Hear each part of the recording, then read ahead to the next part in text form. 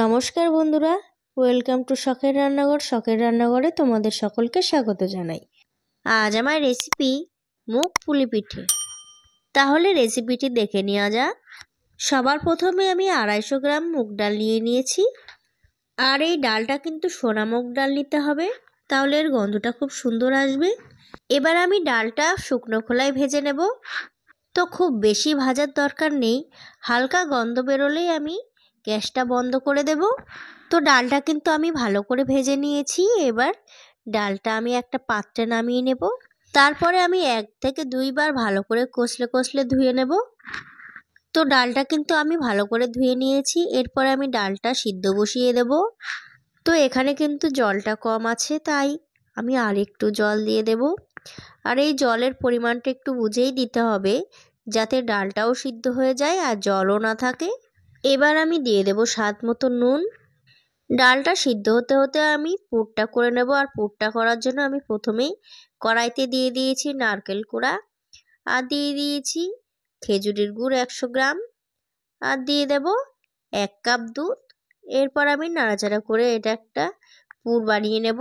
তো পুরটা কিন্তু আমার রেডি হয়ে গেছে। এরপর আমি পুরটা নামিয়ে নেব। আর এই দিকে কিন্তু ডালটাও সিদ্ধ হয়ে গেছে। এবার এরকম একটা মেশার দিয়ে আমি ডালটা ভালো করে ম্যাশ করে নেব।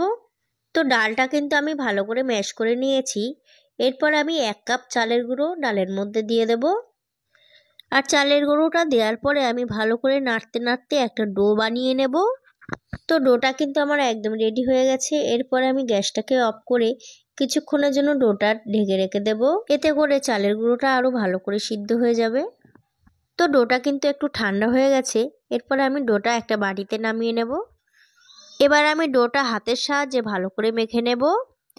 আর এই ডোটা মাখার সময় হাতের তালুতে একটু ঘি বা সাদা তেল মেখে নিতে পারো। এবার ওই ডোয়ের থেকে কিছুটা নিয়ে আমি একটা বাটির শেপ দিয়ে নেব। আর তার মধ্যে দিয়ে দেব পুর। পুরটা দেওয়া হয়ে গেলে আমি এই চেপে চেপে একটা পুলির শেপ দিয়ে নেব।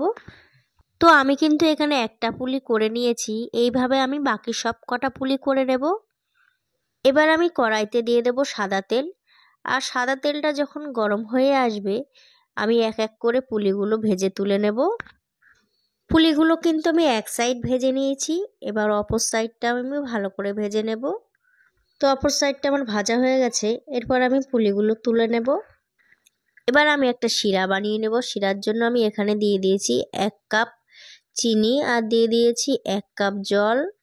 এবার আমি চিনির রসটা দেখে নেব কেমন হয়েছে। তো চিনির রসটা কিন্তু হয়ে গেছে। এরপর আমি পুলিগুলো চিনির রসের মধ্যে দিয়ে দেব। আর পুলিগুলো রসের মধ্যে দেওয়ার পরে কিন্তু আমি গ্যাসের ফ্লেমটা অফ করে দেব।